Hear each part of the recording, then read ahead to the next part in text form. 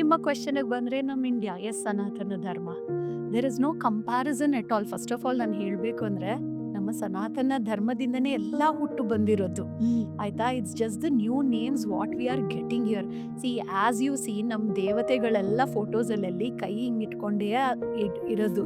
Okay, it is all the energies coming from the palm chakra only, from their hands, from their palms. Okay, ಪ್ರತಿಯೊಂದು ದೇವತೆ ಹಿಂದ್ಗಡೆನು ಒಂದು light ಚಕ್ರ ಕಾಣಿಸುತ್ತೆ ನಿಮಗೆ. That is all the aura ಇರ್ಬೋದು. Those are the the energies what they are depicting. Okay, so through photos we have all seen this. So there is nothing comparison to our Sanatana Dharma.